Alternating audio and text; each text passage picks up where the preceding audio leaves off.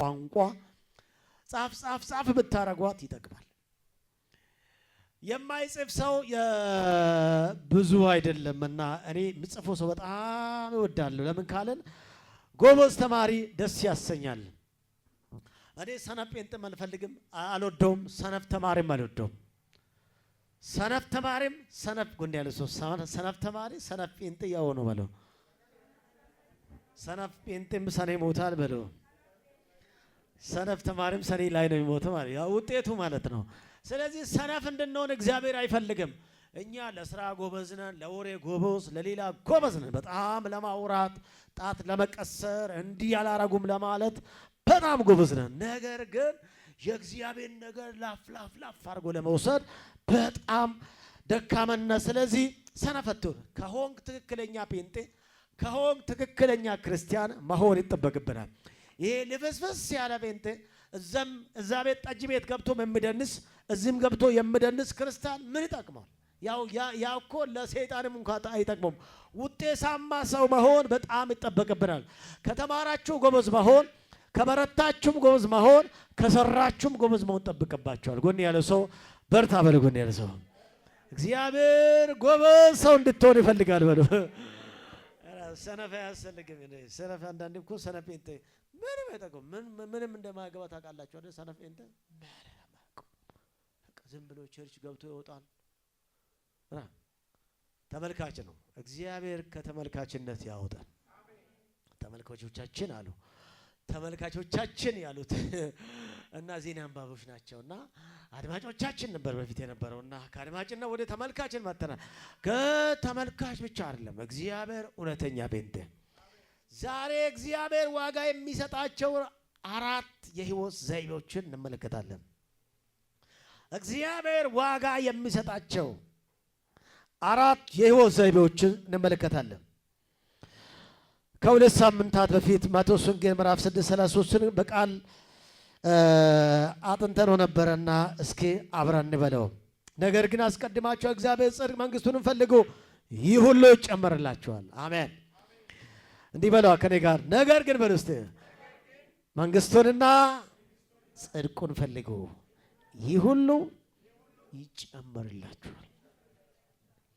እንግዲህ 3 ዋና ዋና እውነቶችን ተምረን ነበርና እስኪ እነዚህንም አብረን በቃላችን ብንል ጥሩ ነው። ያለ ገንዘብ በሙሉ እግዚአብሔር ነው። ገንዘብ ለማግኘት ያስቻለ እግዚአብሔር ነው። እግዚአብሔር በገንዘብ ላይ ባለአደራ አድርጓል። እንግዲህ በስጦታችን እግዚአብሔር ደስ የምናሰኝባቸውን 5 መንገዶች በቃላችን ደግሞ አጥንተናል። እስካሁንም አብረን ደግሞ እንበል።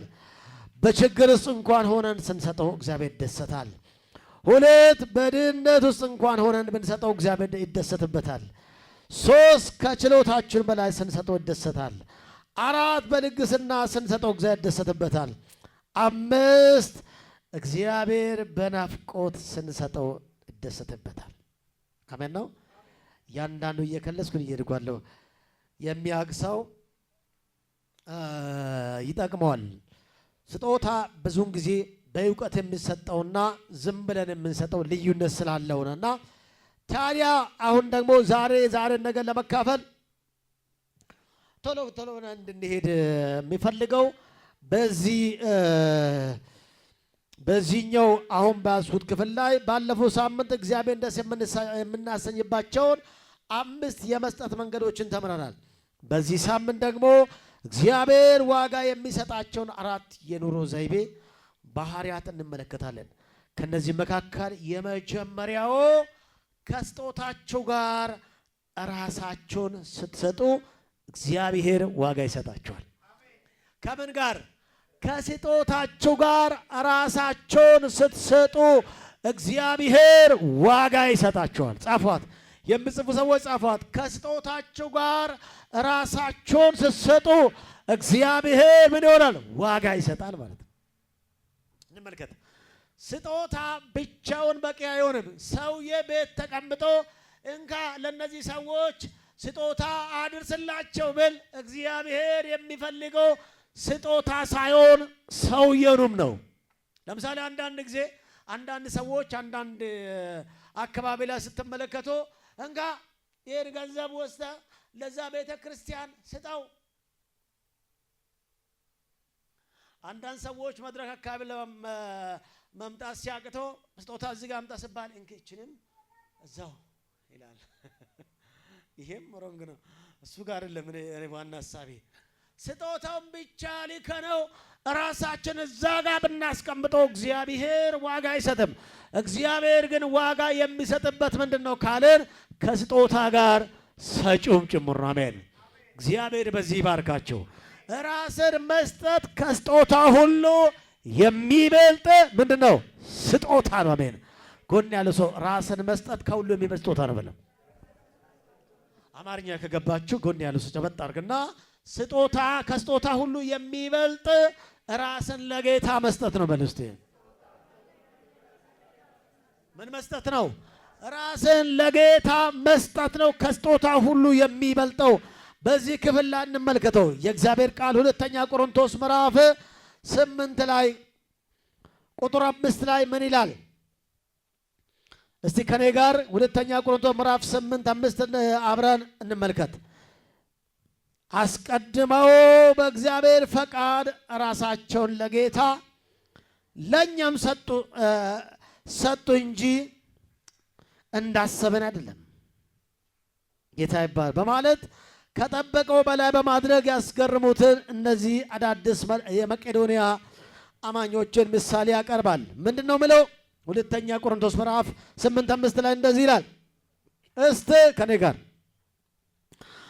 አስቀድመው በእግዚአብሔር ፈቃድ ራሳቸውን ለጌታ ለኛም እንደሰጡ እንጂ ይላል ጳውሎስ። ለኛ ራሳቸውን አስቀድሞ ገንዘብ ብቻ ራሳቸውን ለጌታ ቀጥሎስ ለኛም ሰጡ ይላል ጳውሎስ።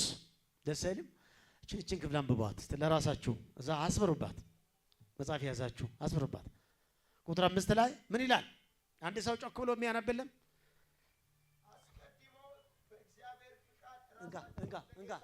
እንጋ ማክስ ሰጣለ። አንዳንዶች ጮክ ብለን አንብብ።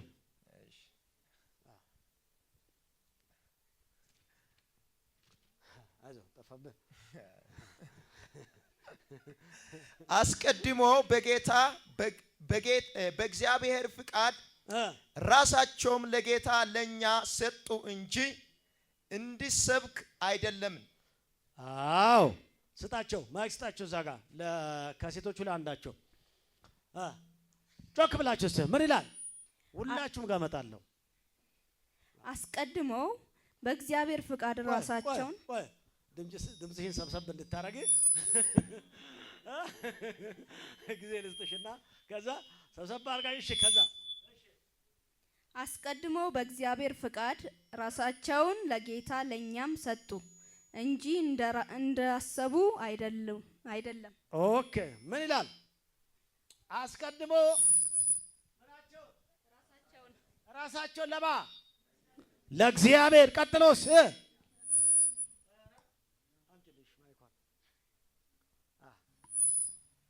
የሚያነብሰው አለ? ሌላ እያሱ ደርሳል። አንብበን ጮክ ብለህ አንብብ። ከፍ ድምፅን በጌታ በኢየሱስ ማነባለው። አንብበው። አስቀድሞም በእግዚአብሔር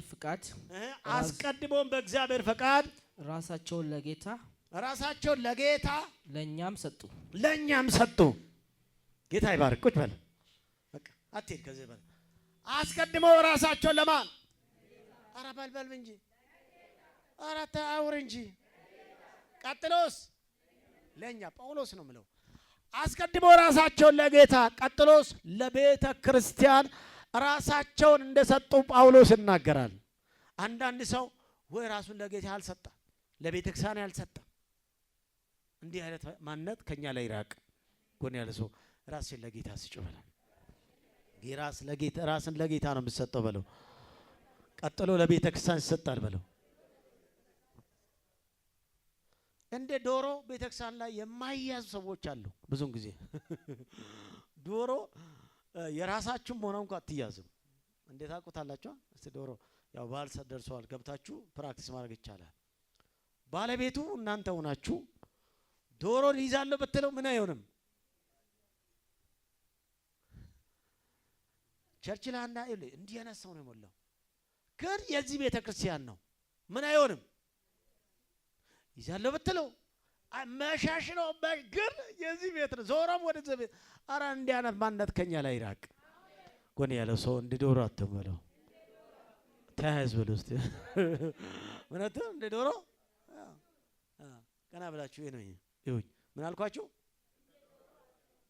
ዶሮ አላልኳችሁም እንደ ዶሮ ነው አልኩት። ምሳሌ ነው እሺ ዶሮ ብሎኛል እንዳትሉ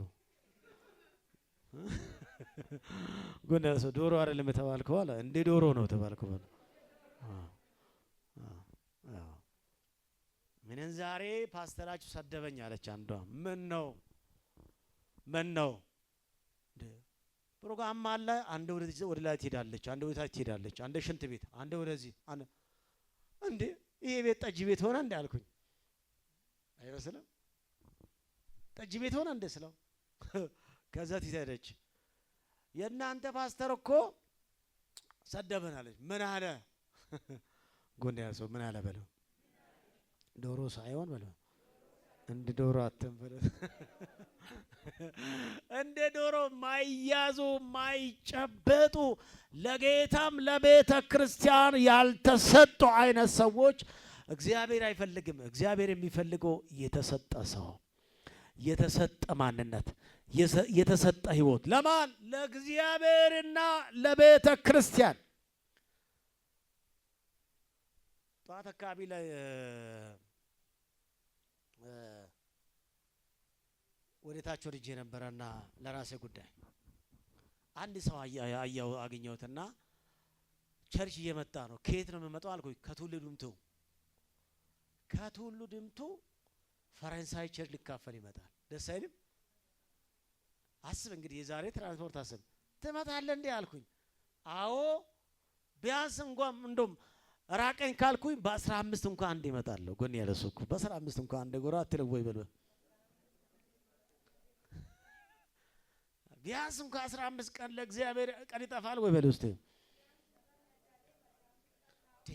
ከቱሉ ድምቱ እስከዚህ እኔ ባለፈው ቱሉ ድምቱ ሄድኩኝና ትራንስፖርቱ ከመገናኛ ራሱ በታክሲ 65 ብር ነው። ፈረንሳይ አስብ ደርሶ መልስ አስብ ቢያንስ ያንዳችሁ ደሞዝ ነው። ግን ለጌታ ይመጣል። አሜን። ጎን ያለው ሰው ለጌታ ይመጣል ብለው መሰጠት እንደዚህ ነው። አሁን እዚህ ደጅ ላይ ሆኖ ማይካፈሉ ሰዎች ይገርማኝ። እዚቹ አካባቢ ሆኖ ይሁድ እዚቹ ቁጭ ብለው ማይካፈሉ ሰዎች አሉ። የሚገርመኝ ቸርች እዚህ ሆኖ እዚህ አካባቢ ሆኖ ፈረንሳይና አካባቢ ሆኖ ማታ ፕሮግራም ይመጣ ቀና ይመጣ። ይሄ ምን ያሳያል ካልከው ለጌታ ራስን እንዳልሰጠ ነው የሚያሳየው። ለጌታ ራስን አለመስጠት ካንተ ላይ ይራቅ። ቤተ ክርስቲያን ላይ የተሰጡ ሰዎች ሁሉ ጊዜ ክረምት ሆነ በጋ የሚያሳዝን ነገር እንኳን ቢበዛ ቢመች ባይመች ከቤተ ክርስቲያን አይጠፉም። ቤተ ክርስቲያን ሲጠርጉ ታዩታላችሁ፣ ሲሰሩ ታዩታላችሁ፣ ሲያድሱ ታዩታላችሁ። ሁሉ ጊዜ ከቤተ ክርስቲያን አይጠፉም። እነዚህ ሰዎች የወዳጅ ቀስ የለባቸውም ወይ አለባቸው፣ ግን እነዛ ሰዎች ደግሞ አይጠፉም። ኢየሱስ ያድናል። ለምን ካልኮ የተሰጠ ሰው ሰማይ ነው የሚመለከተው እንጂ ምድር እኮ አይመለከተውም። ጌታ ይባላል። በዚህ ምድር ላይ ሁሉ ጊዜ ጎዳና ሲንቀሳቀስ ልጆችም ይዤ ትምህርት ቤት ሲወጣ ከሚገርሙኝ ስራ አንዱ ከሚገርሙኝ ሰዎች አንዱ የጽዳት ሰራተኞች ናቸው። ጎዳና ላይ የሚሰሩ የፈለገ ነገር ብትል አንተ አራቦነ ሽብኝ ብትይ እንኳን እነሱ መጥረግ ነው ስራቸው። አሜን። ስራቸው መጥረግ ነው በለው። የፈለገ ቢሆን አላማቸው እንዶ ሰፈሬን አረባክሽ አረ ጸጉሬ ምናም ጉዳያቸው አይደለም። ምን ማድረግ ነው? ስራቸው መጥረግ ነው። እንዲህ አይነት ጸጋ ይብዛል። ጎን ያለ ገፋ አድርገን እንዲህ አይነት ጸጋ ይብዛል በለው። አላማቸው ስራቸው ላይ ነውና ቤተ ክርስቲያንም በእግዚአብሔር ቤት ስንኖር አላማችን ከጌታ ጋር እንጂ ከሚያወራው ሰው ጋር አይደለም። ጌታ ይባላል።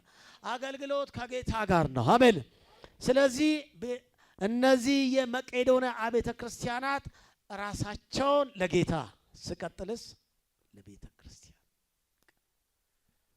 ራሳቸው መስጠታቸው ደግሞ የሚታወቀው በቤተ ክርስቲያን ነው። አሜን ነው። አንድ ሰው ራሱን ሰጣ የሚባለው ለጌታ እንዴት ታውቃል ካለን በቤተ ክርስቲያን ላይ ነው የምናየው እንጂ በሰማይ አታየው።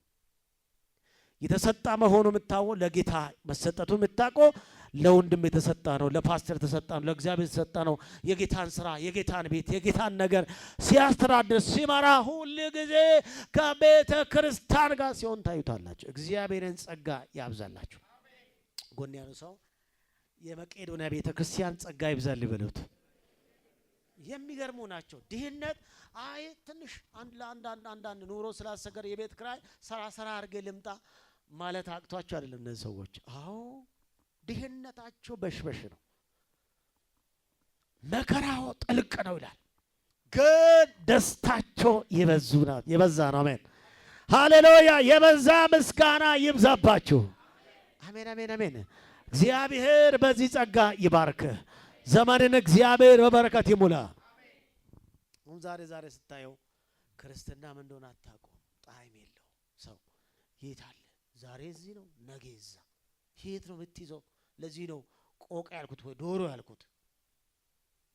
እንደው ከዶሮ ማያዘው ምንድነው ካለ ቆቅ ነው አይደለ? በነገራችን ላይ ቆቅ አይታችሁት ነው። ቆቅ አለ እናንተ ጋር ቆቅ ታውቃለ?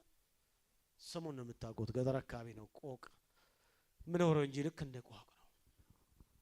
ለምን? እግዚአብሔር እንዳይፈልገም የተሰጣ ማንነት። አሜን።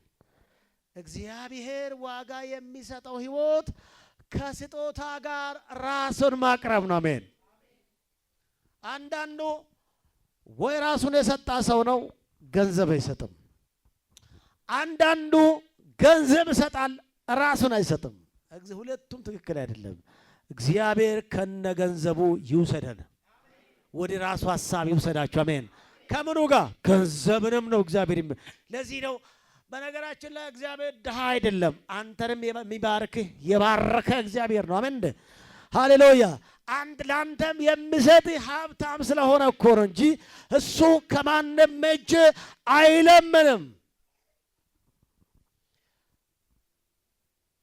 ምን አይል እውነት እንደሆነ ባላውቅም ሰዎች ሲያወሩ የሰማሁትና ካሊፎርኒያ ግዛት ባለፈው የሰደድ እሳት የተነሳበት ጊዜ ማለት ነው አሜሪካ ነገር ላይ አርቲስቶቹ በዛ ሳምንት እንደዛው አሉ ይባላል እና እንደዛ አሉ ይባላል። ለነከሌ ይሆ ፎቆች አሉት፣ ለእናንተና ቤት አለው፣ ለእናንተና መኪና አለው፣ ለእናንተና ብዙ ነገር አለው፣ ለእግዚአብሔር ግን ምን አለው አሉ። ልክ እንደዚህ ባሉበት በዛ ሳምንት ነው አሉ እሳቱ የመጣው። ምን የመጣው? እሳቱ መጣና ሀብታቸው እንደውም ጠቅላላ የተቃጠለው እነዚህ የአርቲስቶች መንደር ነው። መኪናቸው፣ ሀብታቸው፣ ምናቸው። ለካ ያለ እግዚአብሔር ዓለም ከንቱ ነው። መኪና ቢኖርባችሁ፣ ሀብት ቢኖርባችሁ፣ የፈለገ ቤት ቢኖር፣ የፈለገ ነገር ቢኖርባችሁ ለካ ያለ እግዚአብሔር ከንቱ ነው። ወዳጄ ለጌታ ራሱን ሰጥቶ ከጌታ ጋር መኖር ያዋጣል። ጎን ያለ ሰው ያደክማል ወይ በለው። ልብን የሚያደክም መንፈስ ተመታዩም በለው። ራስን ለጌታ ምን አድርገው? ስጠው። ከስጦታ ጋር ምን አድርገው? ስጠው። አለበለዚያ ዋጋ የለም ነው። ራስን ሳትሰጥ ለጌታ ገንዘብን ብትሰጠው ዋጋ የለም። የገንዘብ ችግር እግዚአብሔር ጋር፣ እኔ ጋር ችግር አለበት፣ አንተ ጋር ችግር አለበት፣ ሰው ጋር ችግር አለበት የገንዘብ ችግር። ነገር ግን እግዚአብሔር ጋር የገንዘብ ችግር የለበት። ይበላል አለበት። ተቸግሯል። እንደውም እግዚአብሔር እባካችሁ እርዱኝ እያላችሁ ነው። እንደኔ ቢጤ እባካችሁ አንድ ብር አራባከን እያለ ነው እግዚአብሔር አላለም። ስለዚህ እግዚአብሔር ሁሉ በእጁ አለው። አሜን። ሁሉ በደጁ አለው። አንተንም ይባርካል፣ አንቺንም ይባርክሻል። ስለዚህ ለጌታ ራስን ስጥ። ሁለቱ ሰዎች ልብ በል። ዘፍጥረት ምዕራፍ 4 ላይ እነማን ናቸው? አቤልንና ቃየልን። የሚያነብ ሰው አለ? እኔ ከማንበቤ በፊት የሁለቱም ሰዎች ስጦታ እንመልከት። ሁለቱም ሰዎች ምን አይነት ሰዎች ናቸው ብለን እዚች ጋር ዘፍጥረት ምዕራፍ 4 ላይ እስቲ ማይክ ልስጥና ማን ነው የሚያነበው? ቶሎ ብሎ ጥሩ አንባቢ ሳያስቀር የሚያነብ ከተገኘ እስቲ ዘፍጥረት ምዕራፍ 4 ላይ ካልሆነ ያነባለሁ ካላወጣችሁ 4 ላይ ቃየንና አቤል አዳም ሚስቱን ሔዋን ተገናኛት፣ እርሷም ጸነሰች፣ አንድ ወንድ ወለደች። በእግዚአብሔር በያዌ እርዳታ ወንድ ልጅ አገኘው አለችው። ደግሞ ወንድሙን አቤልን ወለደች። አቤል የበግ እረኛ ነበር። አቤል ምን ነበር? አውራ አቤል ምን ነበር? የበግ እረኛ ነበር። አንድ ቃየል ደግሞ ምን ነበር? አራሽ ነበር። አራሽ ነበር ማለት አርብቶ አደር፣ አርሶ አደር እንደማለት እኮ። ስለዚህ አቤል ምን ነበር? በግ ጠባቂ ወይ በግ እረኛ ለአዲሱ መደበኛ ትርጉም። ቃየል ምን ነበር? አራሽ ነበር። እንግዲህ ሁለቱም ስጦታ ጋር እንምጣ። በአንድ ወቅት ቃየን ከምድር ፍሬ ለእግዚአብሔር መስዋዕት አቀረበ ይላል። ቃየል ምን አቀረበው? ምክንያቱም ከሚያርስበት ነው፣ ከምድር ፍሬ ከመሬት እግዚአብሔር ከሰጠው ለእግዚአብሔር ስጦታ አቀረበለት። ስቀጥል ሁለተኛውስ አቤል የመጀመሪያ ከተወለዱት በጎች መካከል ሲቡን መስዋዕት አድርገው አቀረበውን የሰባውን። እግዚአብሔር ወደ አቤልና ወደ መስዋዕቱ ተመለከተ፣ ወደ ቃየልና ወደ መስዋዕቱ ግን አልተመለከተም። ይሄኛው አዲሱ መደበኛ ትርጉም በመስዋዕቱ ግን አልተደሰተም ይላል። ለምንድን ነው የማይደሰተው? ሁለቱም ካላቸው ነው። የግድ ሁለቱም አራሽ መሆን የለባቸውም። የግድ ሁለቱም አርብቶ አደር መሆን የለባቸውም። የግድ የመንግስት ሰራተኛ መሆን የለባቸውም። ካላቸው ይዞ መጡ። ያኛው የሰባውን በጉን እየጎተተ አመጣና ሰጠ ለጌታ። ያኛውም ደግሞ በመዳበሪያ ላይ ሙልት አድርጎ አመጣና ሰጣ። አቤልን ተመለከተው። ማን ነው? ቃየልን ተመለከተው፣ ማለትም ተቀበለው። ቃየልንስ የቃየልን መስዋዕት ምን አላረገውም? አልተደሰተበትም። ለምን ብላችሁ ካያችሁ የእግዚአብሔር ቃል የምነግረን ዕብራውያን ምዕራፍ 10 11 አካባቢ ላይ የምነግረን ይሄኛው ሰው ሲያቀርብ አቤል ሲያቀርብ ለጌታ የተገባ ነው አለና ከሙሉ መሰጠት ጋር በእምነት ለእግዚአብሔር አቀረበ። ይሄኛውስ ታዲያ አለ አይደለ እንደ ማንኛውም ሰው ብድግ አድርጎ ዝም ብለው እኔስ ለምን ከማን አንሼ የሚል አይነት ነገር ለጌታ የተሰጠ መሆኑን ራሱን ሳይሰጥ በእምነት ያላቀረበ ሰው ነው። ይሄ ሰው የዚህን አልተቀበለም። ለዚህ ተናዶ ነው ወንድሙን የገደለው። ለዚህ ምንም አላጠፋም እኮ ስጦታው ተቀበለ፣ ሰጠው። ስለሰጠው ተናደደበትና ምን አረገው ይላል? ገደለው። እግዚአብሔር ከእንደዚህ አይነት ህይወት ይጠብቀን። ጎን ያለ ሰው እንዴት ነው የምትሰጠው በለው። ስጦታ ከራስ ጋር መሆን አለበት ነው። እግዚአብሔርን የምታስተስተው በለው ከራስ ጋር ነው የምትሰጠው ነው። ራስን እዛ ደረቅ አድርገህ ለጌታ ሳትሰጠው ባዶ ህይወት ገንዘብን ብሰጥ ስለማይቀበል ከገንዘብ ጋር ራሳችን እንስጥ። ጌታ ይባርከን። አሜን አሜን አሜን። እስቲ ጌታ ይባርከን ይበል እስቲ። አዎ ለጌታ ሰጡ። ጳውሎስ ይህንን ለምን ያልጠበቀ ይመስላችኋል? ምክንያቱ ይህን ማድረግ ነበረ። በጳውሎስ ይህንን እንደ ምሳሌ እንድንከተለው የምነግረን ለዚህ ነው። ታዲያ እግዚአብሔር አምላክ ይባርከን። በዚህ ህይወታችንን ለጌታ ካልሰጠን እግዚአብሔር አምላክ ምን ይቀበላል? ጋቱም ስጦታ ጋር ዋጋ የለውምና። ለምሳሌ እስቲ እንመልከት። ስለዚህ ብቸኛ አሳማኝ ምክንያት በዋጋ ለገዛችሁ ጌታ አንደኛ ቆሮንቶስ ምዕራፍ 6:20 ላይ ጌታ ራሳችሁን መስጠታችሁ ነው። እስቲ አንደኛ ቆሮንቶስ ምዕራፍ 6ን የሚያነብ ሰው አለ? በዋጋ ተገዝታችኋል የምለው እስቲ እናንብቦ።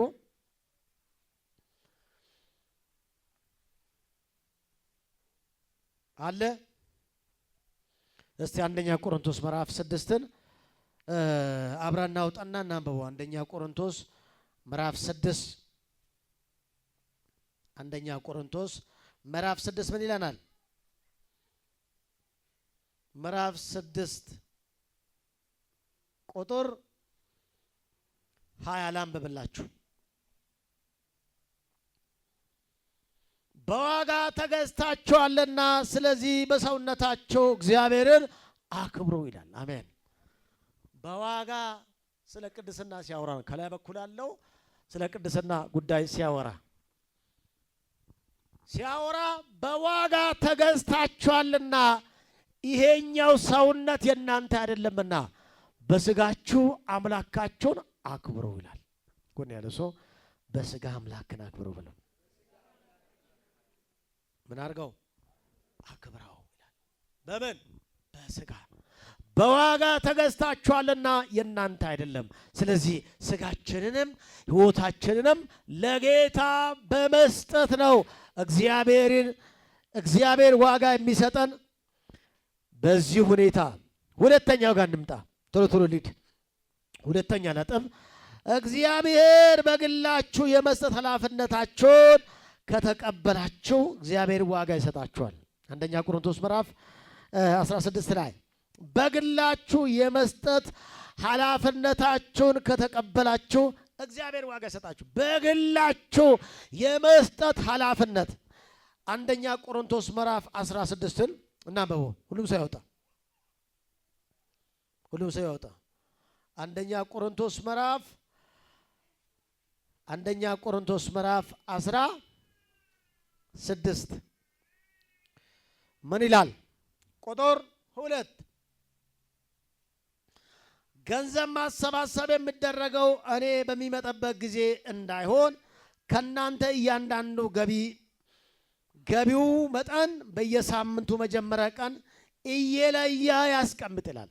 እና በማብራን የምታነቡ ሰዎች ቁጥር 2 ላይ ገንዘብ ማሰባሰብ የሚደረገው እኔ በሚመጣበት ጊዜ እንዳይሆን ከእናንተ እያንዳንዱ እንደ ገቢው መጠን በየሳምንቱ መጀመሪያ ቀን እየለየ ያስቀምጥ ይላል። ልብ በሉችን ክፍል በደንብ አድርጋችሁ እንድትሰሙ ፈልገው ነው። በግላችሁ የመስጠት ኃላፊነት። ጳውሎስ ምን እያላችሁ ነው?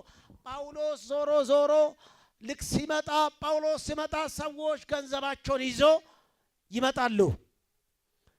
ጳውሎስ ሲመጣ የገቢ ማሰባሰብ ፕሮግራም ይደረጋል። ጳውሎስ ፊት ሲሆን ሰዎች ይሰጣሉ። ይሄንን ጳውሎስ ግን ሲያስተምር ይሄ ልክ አይደለም ይላቸዋል። መሆን ያለበት እንደዚህ ነው። እያንዳንዳቸው ይላል ገንዘብ ማሰባሰብም የሚደረገው እኔ በሚመጣበት ጊዜ እንዳይሆን ከእናንተ እያንዳንዱ እንደ ገቢው መጠን በየሳምንቱ መጀመሪያ ቀን እየለየ ያስቀምጥ ይላል። አሁን በጣም አደገኛ እየሆነን መጠንበት ጊዜ ገንዘብ ለመስጠት ገቢ ለማሰባሰብ ነቢዩ ይምጣ፣ አገልጋዩ ይምጣ፣ ፓስተሩ ይምጣ፣ የቤተ ክርስቲያን ሽማግሌዎች አሉ ወይ ነው ተብሎ በሰጠው። ይሄ ማለት ሰው ለሰው እንደሚሰጥ ነው አድርጎ እያደረጋለሁ። ይሄ መሆን የለበትም። ጳውሎስ እያንዳንዳችሁ እኔ እስኪመጣ መሆን የለበትም። እኔ ባልመጣም እያንዳንዳችሁ በቤታችሁ አስቀምጡና በሳምንቱ መጀመሪያ ቀን ይለይና ይስጥ ነው። ጌታ የተባረከ ይሁን። እግዚአብሔር በዚህ ይባርከን። አገልግሎት ክርስትና አስበን እየሰጠን አይደለም። ለምሳሌ እኛ ስናሰራና ከጉባኤ አንዱ መጥቶ እስቲ ገቢ ዛሬ እናሰባስበን ልዩነት አለው። ለምንድን ነው? ለምን ልዩነት አለው? እሺ የሆነ እንግዳ ጋብዤ ያ እንግዳ መጥቶ የገቢ ፕሮግራም ሲያሰባስብና እኔ ሲያሰባስብን ልዩነት አለው። ለምንድን ነው? እሺ የሆነ ታዋቂ ፓስተር ወይም የሆነ የሚያስፈራ ረጅም ሰው የሆነ በጣም ግብዳ ሰው እንዶ በመቆም እንኳን በኢየሱስ ስም ብላችሁ የምትፈሩ ሰው እዚህ ጋር በልብር አምጣ በልና ከእናንተ መካከል አንዱ ቆሞ ለጌታ አምጣ በል። የትኛው ነው ልዩነቱ? አትመልሱም?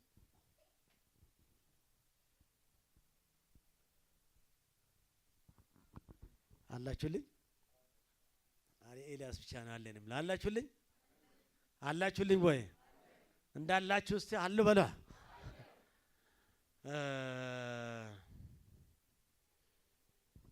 ይሄ ሰውዬ ዞሮ ወደ ሊሄድ ነው እንዳትሉኝ ብቻ።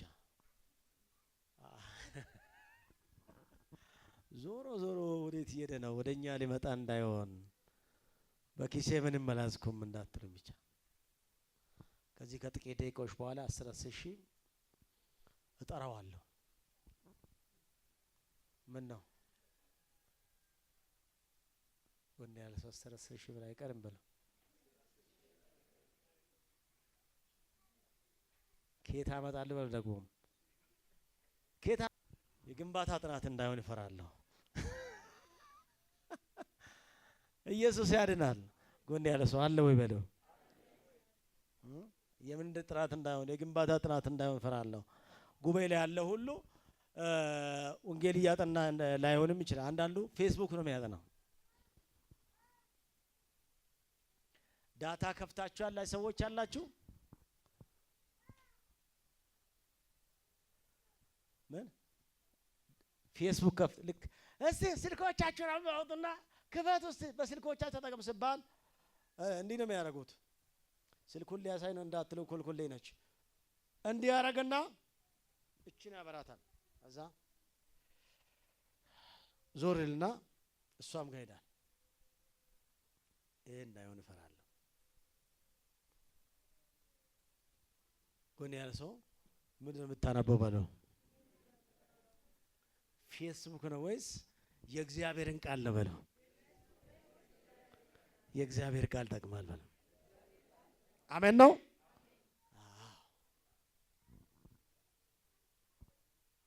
አንድ ጊዜ ጉባኤ መካከል ይጸለያልና ጸሎቱ እየተጸለየበት ነውና ሰውዬ ግን ብር እየቆጠረ ነው።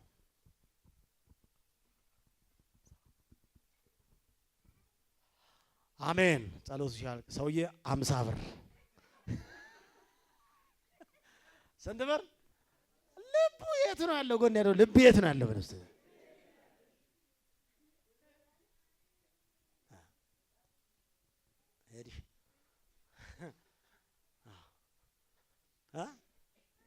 የት ነው? ጌታ ይባረክ። ስለዚህ ጳውሎስ እያለው እኔ ሲመጣ መሆን የለበትም፣ በግብዝነት መሆን የለበትም። እኔ ግን የሚያደርገው ምንድን ነው? እኔ ከመምጣቴ በፊት ገንዘብ እያንዳንዱ ቤቱ ያስቀምጥና በሳምንቱ በመጀመሪያው ቀን ይስጥ እንጂ እኔ መጥቼ እስኪያሰባስብ ከጠበቅከው ቤቱ ባዶ ይቀራል፣ ቸርቹ አይሰራም፣ አገልግሎት እሪም ያስነውራ እንትናም ነውራ አልነውራ የምንሰራበት እንጂ እንትናን አይተን የምንሰራበት ጨዋታ አይደለም። ጎን ያለው ሰው እቺ መልገርልኝ ሰው አይቶ የምትሰራበት ነገር አይደለም ብለው ሰው አይቶ የምትሰራበት ነገር አይደለም ብለው ጌታን አይቶ ነው የምትሰራው ብለው ምንም ለኛ ብላችሁ ለሌላ ብላችሁ ለፓስተር ብላችሁ ለእንትና ብላችሁ እሱ ይመልከት በቃ ይሄን አልሰጥቻለሁ። አንዳንድ ሰዎች 10 ሰጥቻለሁ ብሎ ነግሮኛልና እኔ ባልኖር የሆነ ቦታ ላይ ሲመጣ 10 እኮ ከፍያለሁ እና ለጌታ ላይ ከፈልከው ምን ይጠበስልህ? ጎን ያለው ሰው ምን ይጠበስ ታዲያ ብላ አዎ ለጌታ ነው ከፈልከው ማለት በቃ ኦሬዲ ገቢ ሆኖልሃል በለው። አዎ በርግጥ ቤተክርስቲያን መሪዎች እንድታውቅ ይደረጋል። ይሄን እንትን እየነገርኩ አይደለም፣ ግን ለታይታ እንዳናረገው ብዬ ነው። ዋናው ወዴት ነው እንዳትወጣ ሳልጨርስ በዛው እንዳትል ብዬ ነው። ጎን ያለው ሰው ለጌታ ነው የምትሰጠው በለው። በማንኛውም ጊዜ እኔ እያልኩ ያለው ትምህርቴ ምን እንደው ታውቃላችሁ? ሰው ገብቶት በጌታ በየትኛውም ሰዓት በየትኛውም ዘመን ገብቶት እንዲሰጥ ነው። ማንኛውም ነገር በቆት እንዲያደርግ ነው። ይሄን የምለው እንጂ እኮ የቤተክርስቲያን ሽማግሌዎች ባሉበት መስጠት ይቻላል። ስጦታ ሊክ ያለ ማለት ይቻላል። ይሄን እየነቀፍኩ አይደለም። ነገር ግን ሞቲቫችንን ነው ጌታ የሚመለከተው። እግዚአብሔር አምላክ ይባርከን። በሳምንቱ መጀመሪያ አሰባስባችሁ በየግላችሁ አስቀምጣችሁ ስጡ ነው ብሎ እኔ እስኪመጣ እንዳትጠብቅ ይላችኋል። መርሁን ማወቅ ያስፈልገናል። አንደኛ ቆሮንቶስ ምዕራፍ ለጳውሎስ እኔ ሲመጣ ይህን ገንዘብ ማዋጣት ያን ጊዜ እንዳይሆን ከእናንተ እያንዳንዱ በየሳምንቱ በፊተኛው ቀን እንደ ቀናው መጠን ያስቀራ በቤቱም ያስቀምጥ ይላል። አሁን እዚህ ላይ እንድታግዙኝ ይፈልጋለሁ። በዚህ ወንጌል ማን ነው? በዚህ ክፍል ጳውሎስ በየሳምንቱ መጀመሪያ ቀን የቤተክርስቲያን ማን ነው? የቤተክርስቲያናችሁ ሀብታም አባላት የተወሰነ ገንዘብ ያስቀምጡ ማን ነው? ያስቀምጡ ነው ያለ አይደለም ጳውሎስ። በየሳምንቱ የመጀመሪያ ቀን ስራ ያላችሁና ቋሚ ክፍያ የሚያገኙ የቤተክርስቲያን አባላት የተወሰነ ገንዘብ ያስቀምጡ ነው ያለው። እያንዳንዳችሁ ጳውሎስ በሳምንቱ መጀመሪያ ቀን እያለ ያለው እያንዳንዱ ክርስቲያን ምን አድርገው ያስቀምጥ፣ ከዛስ ይስጥ። እኔ እስኪመጣ አትጠብቅ። አያስፈልግም። እኔ እስኪመጣ ድረስ መጠበቅ አያስፈልግም። እኔ ሲመጣ መስጠት አያስፈልግም። የሚያስፈልገው ክርስትና ለጌታ ነው የሚሰጠውና ስጥ። በግላችሁ የመስጠት ኃላፊነታችሁ ከተቀበላችሁ እግዚአብሔር ዋጋ ይሰጣል። አሜን። አለበለዚያ እግዚአብሔር ዋጋ አይሰጥም። በግል ኃላፊነት ውስጥ ራሴ አስቀምጠ በሳምንቱ አምጥተ ለጌታ ጳውሎስ እያንዳንዱ ሰው መስጠት አለበት የሚለን ለምንድን ነው? ምክንያቱም እያንዳንዱ ሰው ለእግዚአብሔር መልሶ የሚሰጠው አንድ ነገር ያለው ሲሆን እግዚአብሔር ተግቶ ለሚፈልጉት ዋጋ እንደሚሰጥ እንዲያምኑ ራሳቸውን ለማስታወስ የሚያስችል ዲስፕሊን ስለሚሆን ነው። አንዳንድ ጊዜ በጣም ብዙ ላይሆንና አነስተኛ ሊሆን ይችላል። ነገር ግን እያንዳንዳችን መስጠት አለብን። እግዚአብሔር በዚህ ሁኔታ እንድንሰጥ ይፈልጋል። ማለት መስጠት የግል ኃላፊነታችን ነው። ልጆች እንኳን መስጠትን መማር አለባቸው። ራሳቸው ሰርተው ገንዘብ ማግኘት ላይችሉ ይችላሉ። ወላጅ አነስተኛ ገንዘብ እንኳን እየሰጧቸው ለልጆች መስጠትን ማስተማር አለባቸው ይላል። አሜን። እንደምታውቁ ልጆች እኔ የሚሰጣል የሆነ ነፍቆት ይኖራቸዋል። ወላጅ እያንዳንዱ ሰጥተን ልጅ ሰጪው ነው እንዲያድግ፣ አካፋይ እንዲሆን፣ ለሌላ እንዲሰጥ፣ ትምህርት ቤት እንዲያካፍል፣ ለድሃ እንዲያካፍል በስጦታ ላይ በደንብ አድርገን ልንሰራ ይገባል። ጎን ያለ ሰው ለልጅ ስጦታ መስጠትን አስተምር በለው። ንፉግን አታስተምር። ልጅ ስጦታ ገንዘብ እየሰጠ የኔ ቢጤ እንደሚሰጠው አይነት አድርጋ አታስተምር። እሺ ይሄ ችርቻሮ ፈልጋ እንዳሰጠው ለልጅ ከፍ ያለው ነገር ለምን ልጅ ከፍ ያለው ድገት እንዲኖር አስተምር። እኔ ለማንኛውም ጊዜ ነው የምናገረው፣ ለየትኛውም ጊዜ ጠቅማቸዋል። ልጆቻችሁ አሁን ስጦታ ጋር ስመጣ እኛ የምናደርገው ነገር አለ። አሁን ምጽዋት የሚባለው ቋንቋ ራሱ ይላችሁ ከዚህ ከጎዳና አካባቢ ከኔ ቢጤ ጋር አካባቢ ተነስቶ የመጣ ነው። ቤተክርስቲያን የገባው እኛ ጋር ምጽዋት ሲባል ሰው ከዛ ጋር የሚያየዘው ምንድነው የሚሰጠው? ይገርመኛልና ክፍለ ሀገር አካባቢ ድሮ ያውኑ 10 ብር የድሮ 1 ብር እንደዚህ የሚሰጡ እናቶች ነበር። ይገርመኛል። ገጠር አካባቢ እርግጥ አልገባቸውም። አሁን ባለሀብት ሆኗል። በደንብ ነው የሚሰጡት።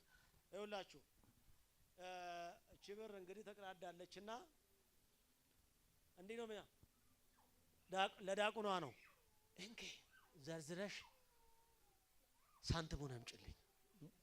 ከዛ በኋላ ያቺ ዳቁና ዘርዘር አርጋ የአንዳንድ ብር 10 ታመጣለችና ወዲያው ያቺ ሴት ከዛ ደግሞ አንዷን ሳንቲም ኮረጆዋ ያስመጣል ማለት ነው።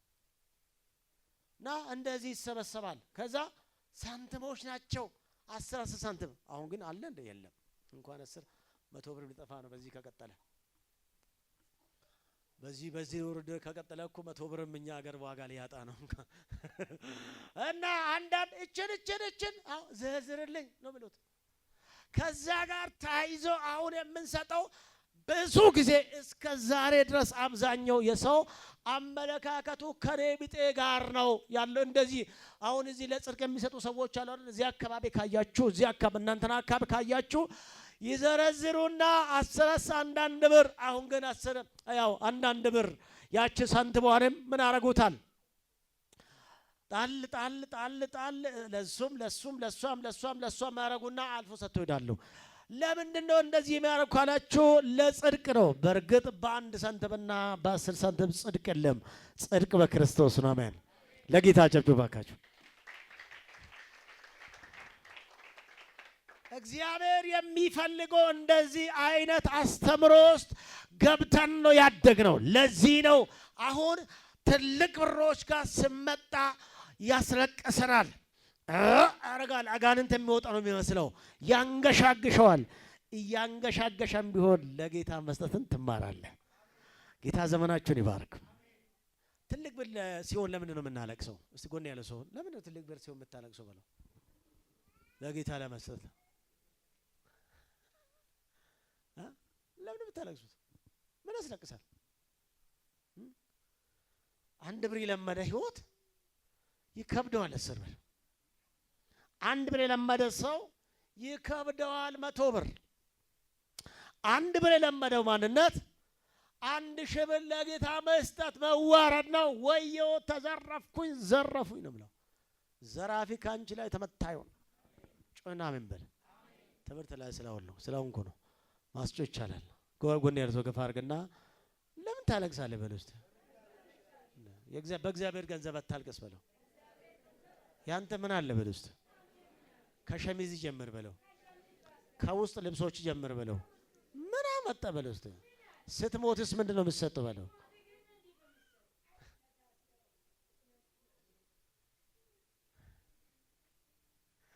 ሀያባች ሁለተኛ ሰባኪ ያስቀምጣል አለ ሰባኪው። ስሜ አሁን በቃ ከዚህ እንዳና እሺ። ታዲያ እስቲ ስትሞቱ እንዴት ነው የምትሞቱት? ምን ሞተው ከዛ ምንድን ነው የምትሰጠው?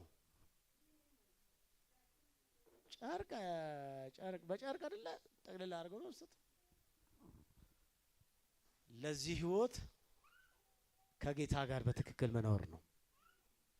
በገንፎ ተጀምሮ በነፍሮ ለሚያልቅ ህይወት አለ ሲንገሌ። የሰው ህይወት በምን ተጀምሮ በገንፎ ይጀምራል፣ በምን ያልቃል? ይሄ ነች አይደለ? እንኳን ለጌታ ዘመራችሁ አንተ ላበላብ እስክትሆን ድረስ መዝለል ነው። ወለት እኮ ነው። በገንፎ ይጀምር ተወለደ ምናምን ይባልና ከዛስ ሞታ ንፍሮ ምን ታመጣዋለህ? ይሄ እኮ ነው ራዚ እኮ ነው። ምንም ማይቀሪዳ እኮ ነው ማይቀሪዳ። በገንፎ ምን ይሆናል? ይጀመር ስትወለዱ አይደለ? ልክ ነው። ሁሉ ጊዜ እንደዚህ መሆን የለባትም።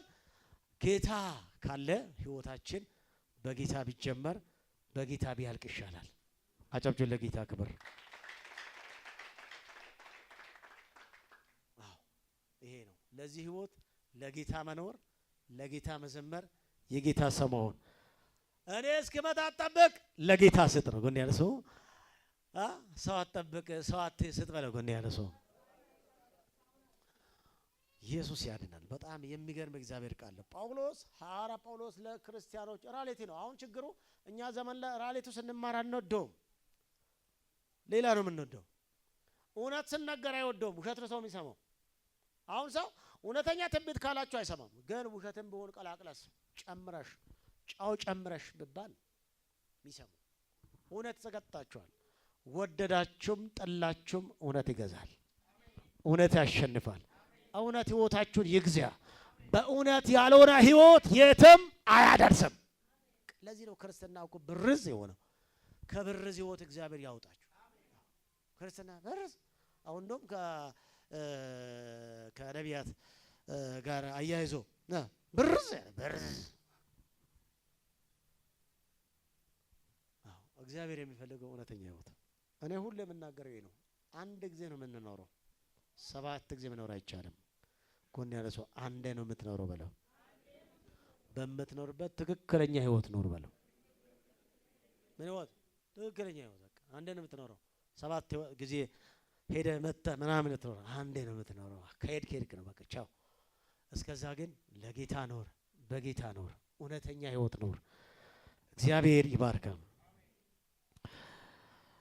ለመስጠት ማቀድ መጀመር ያለባችሁ መቼ ነው? ስለዚህ አማኝ ከገቢው የተወሰነውን ለጌታ ለመስጠት ለማስቀመጥ በጥንቃቄ ማቀድ አለበት።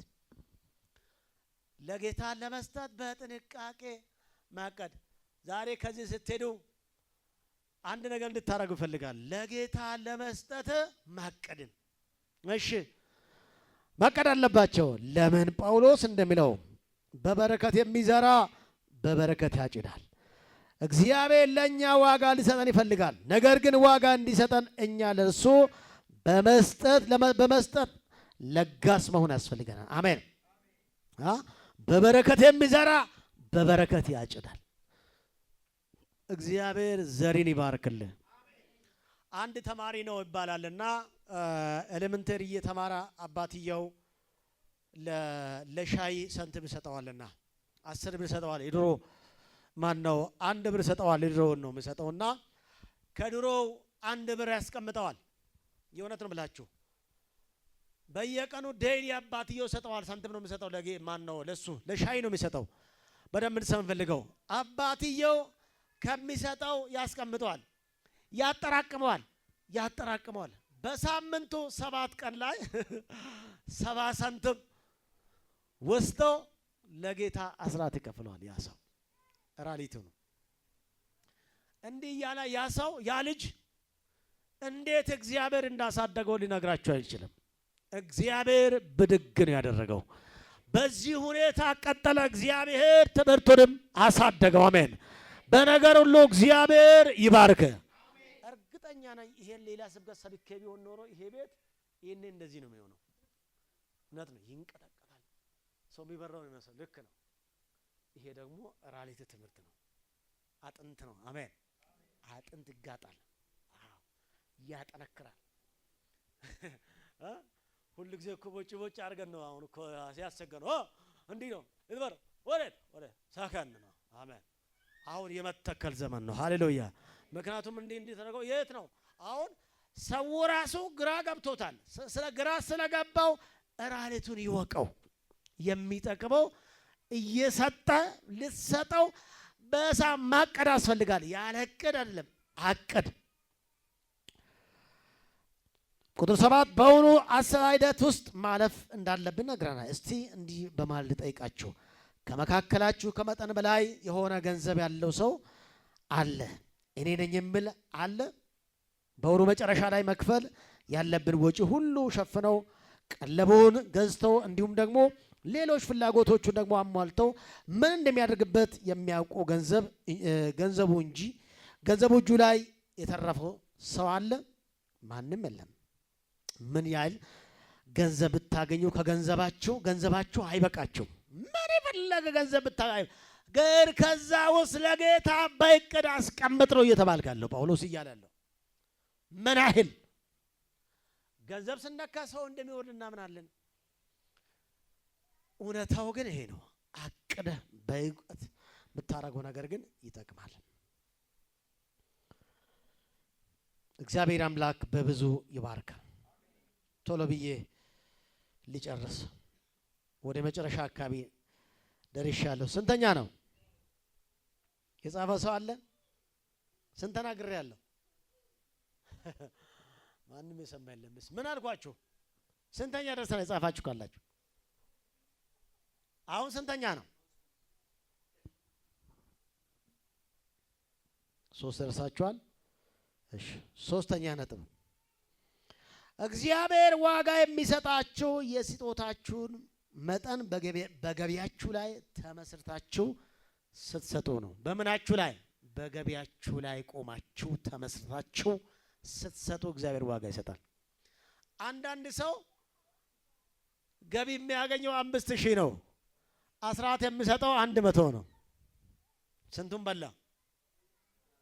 አራ አራቱን ነው የበላው። መስጠት አለባችሁ። በምናችሁ ላይ ነው? ገቢያችሁ ላይ ተመስርታችሁ ነው። ለምሳሌ ሰውዬ ከአንድም ከተለያዩ ምንጮች 30,000 ያገኛል። የጌታ ገንዘብ እዛው ጋር ስንት ነው?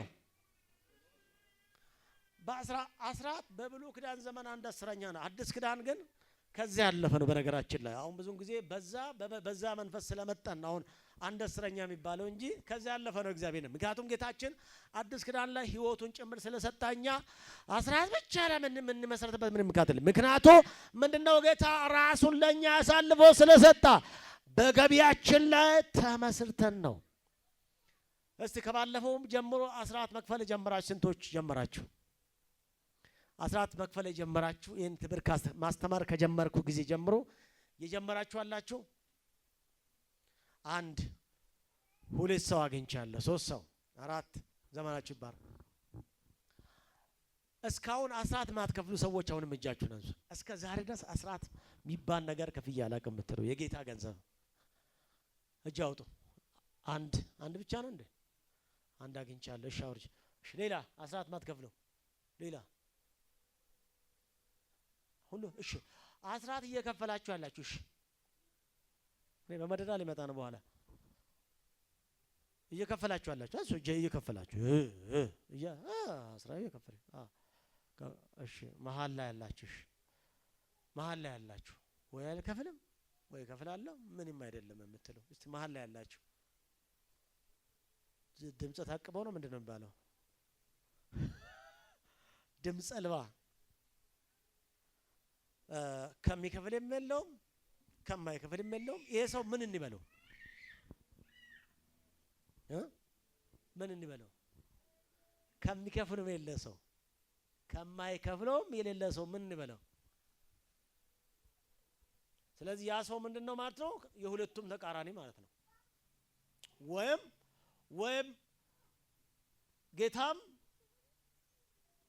እሺ ብዙ አይደለም ከልክ በላይ መደለ ስለሌለብኝ እሺ ታዲያ ምንድነው በገቢያቸው አንዳንዶች አስራት ከፋይ ናቸው ግን ሰርቆ ነው የሚከፍለው ምን አድርጎ ኧረ ሌቦች ጎን ያርዞ ሌባ ነው አይደለም በለው አይደለም ወይ በለው አይደለም በለው ወይም ሌቦች ይያዛሉ በለው እስቲ ፖሊስ ይዛል በለ አይዟችሁ አብይ አይጠይቃችሁ የምጠይቀው የሰማይ ነው አብይ ግብር ነው የምጠይቃችሁ ግብር ግዴታ ነው እምቢ ካልክ እኮ ምን ትሆናለህ በቅጣት እኔ አምና የሆነች ግብር መክፈል ነበረብኝና 2000 ምናምን ብር ነው ግብር የምከፍለው የግድግዳና የግድግዳና ጣሪያ ተብሎ እኔ አምና ዝም ብዬ አሳለፍኩ አይደለ በዚህ ዓመት ላይ እጥፍ መጣ ስንት 5000 ምናምን ማለት ግድ ነው ግብር ነው የመንግስትን በግዴታ ትከፍላለህ የእግዚአብሔርንስ በውዴታ ጎንያ ሰው የመንግስትን በግዴታ ትከፍላለህ በለው የእግዚአብሔርን በውዴታ ትከፍላለህ በለው ልዩነቱ እዚህ ላይ ነው በውዴታ ሲባል ደግሞ እግዚአብሔርስ አይጠይቅም አይደለም ይጠይቃል ከመንግስት በላይ ነው የምጠይቀው እግዚአብሔር ከዛ ያውጣችሁ ቆርጣችሁ የምትከፍሉም ሰዎች ጌታ ይቅር ይበላችሁ የጌታ ሙሉን ክፈል ማትከፍልም ይቅር ይበላችሁ ለኤርሚያስ የምትከፍል ከሆነ ታው ኤርሚያስ መቼም ከማስተማር ወደ ኋላ አይደለም አስተማሪ ስለሆንኩኝ የእግዚአብሔር ቃል አስተማሪ ስለሆንኩኝ ሁሉ ጊዜ ስለ እያንዳንዱ ጉዳይ ላይ የተለያየ ጉዳዮች ላይ እየገባው አስተምራለሁ ጌታ ይባል ድርሻው ግን አንተ ነው እኔ የምጠበቅብኝ የመጋብነት ኃላፊነቴ ማስተማር ሲሆን ቀጥሎ ባለው ደግሞ የምትወጣው አንተ ነህ ኢየሱስ ያድናል ስለዚህ በዘመን ላይ ገቢያችሁ ላይ ተመስርታችሁ በገቢያችሁ ልክ ስትከፍሉ እግዚአብሔር ይደሰታል እግዚአብሔር ዘመናችሁን ይባርክ የመጨረሻው ይሄን ተናግረን ጳውሎስ እኔ ሲመጣ ይህ ገንዘብ ማዋጣት እንዳይሆን ከናንተ እያንዳንዱ በየሳምንቱ በፊተኛው ቀን እንደቀናው መጠን ያስቀራ ይላል ብዙ ባገኛችሁ መጠን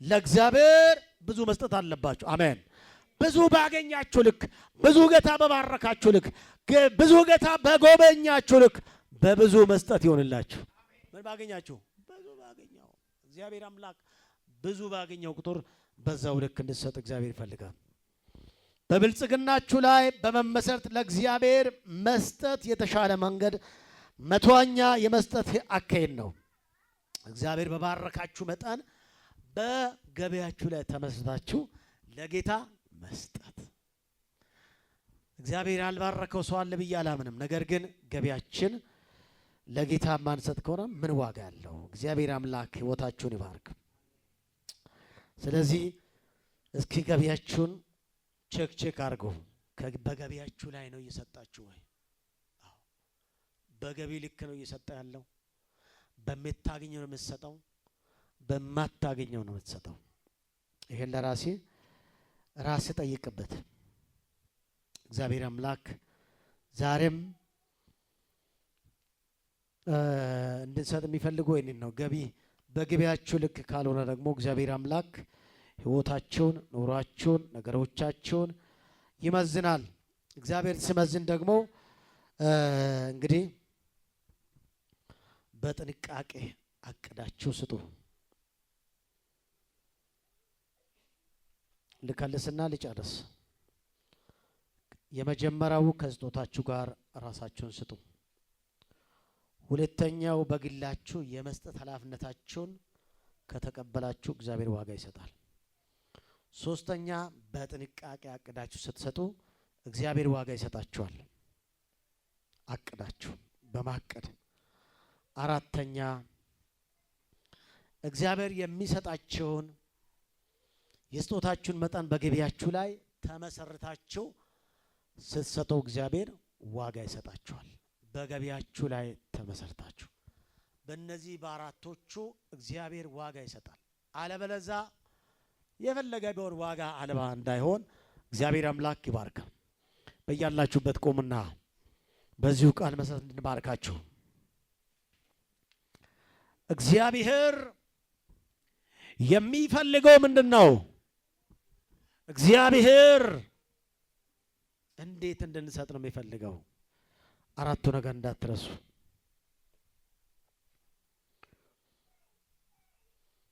ሀብ ሲጨምር መቶኛ የምትሰጡትም ነገር እንዲሁም አሳድጉ። በመስጠት እደጉ። አሜን። በመስጠት እደጉ። አሜን። እስቲ አሜን በል። በመስጠት እደጉ። ልባርክ። በመስጠት እግዚአብሔር ያሳድገ። አንድ ወንድማችን ማስተር አብነት ሁላችሁም በቲክቶክ እና በፌስቡክ የምታውቁት አንድ ነገር አለ። ምንድነው ያለው? ስለ መስጠት ስናገር መጀመሪያ ሀብታም ነበርኩኝ አለ። ትንሽ ከጌታ ሐሳብ ስለወጣው ተወሰደብኝ፣ ብቻዬን ቀረው አለ። የሚበለውን አጥቼ ከጓደኞቼ ጋር እንኳን ምግብ ቤት አልሄድም አለ። ከዛም አልፎ ተርፎ በከንሰር ታመንኩኝ፣ እግሪ በከንሰር ታመማለ። ስለዚህ እግዚአብሔር እንደዚህ ጠየቅኳል። እግዚአብሔር ሆይ ባርከኝና ማነው ፈውሰኝ፣ በዚህ እግሬ ሄጄ እየዞርኩኝ አገለግላለሁ ብዬ ጌታን ጠየቅኳል። እግዚአብሔር እግሬን ፈውሳለ። አሜን አሜን አትልም? ከዛ በኋላ ደግሞ ድህነት አስቸገረኝ አለ። ለድህነት እንዲህ ብዬ ጸለይኩ አለ። ጌታ ሆይ በመስጠት የሚያገለግልበትን ሀብት ስጠኝ ብዬ ጸለይኳል። በመስጠት እግዚአብሔር በመስጠትም እኮ ካልባረከ አደጋ እኮ ነው። ገንዘብ ኖሮ ሰጭነት ከሌለ፣ ገንዘብ ኖሮ የልግስነት መንፈስ ከሌለ፣ ገንዘብ ኖረው የማንሰጥ ከሆነም አደጋ አለውና ታዲያ ለዚህ ነው እግዚአብሔር ባለኝ አንደኛ ልመና ይፈውሰኝና በእግር ሄዳለሁ ስል እኔ አሁን እየዞርኩ የትም ጋር እየሄድኩ ድሆች ጋር እየሄድኩ መንገድ ላይ ወደቀውን ሰው ሳገኝ እየሄድኩ የሚያገለግለው አባቴ ባርከኝ ብዬ ጸልያለሁ። በመስጠትም ባርከኝ ብያለሁ አለ። እጃችሁን ከፍ አድርጉና ጌታ ሆይ በሉ። በዚህ በረከት ጥቂት ሰው ነው የምናገረው። ጌታ ሆይ በሉ። በመስጠት ባርከኝ፣ በመስጠት ባርከኝ፣ በጸጋ ባርከኝ፣ በሀብትም ባርከኝ። ንፉግነትን በሉ ከላይ ላይ ስበርልኝ በሉ። ከዘር ማንዘር በለው የመጣው እርግማን በለው እንዳልባረክ የከለከለውን በለው በኢየሱስ ስም በለው ከላይ ላይ በለው ስበርልኝ በለው። አረሳ አውረ በኢየሱስ ስም በለው ከዘር ማንዘሬ በለው ተከትሎኝ የመጣውን በለው እንዳልባረክ ያረገኝን በለው ሕይወቴን ያዘውን በለው ተንከራታች ያረገኝን በለው ከዛሬ ጀምሮ በኢየሱስ ስም ስበርልኝ በለው። አሜን አሜን። አጨብጭቡ በዚህ እጅ እስቲ በዚህ እጅ እንደገና አጨብጭቡ ለጌታ ክብር።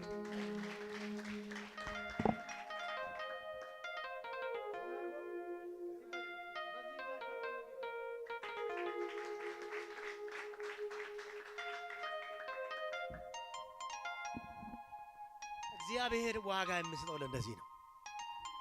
ዘመናችሁ የበረከት እንዲሆን እግዚአብሔር በመስጠት ይባርካችሁ። ይሄ ለሁል ጊዜ የሚጠቅም ትምህርት ነው። ለሁል ጊዜ ስጦታ ስታስብ ገንዘብ የጌታ መሆን ታስበዋለህ። አንተ የጌታ መሆንን ታስበዋለህ። ያንተ ነገር በሙሉ የጌታ እንደሆነ ታስባለህ። እግዚአብሔር አብዝቶ ይባርክ። አሜን በል እንጂ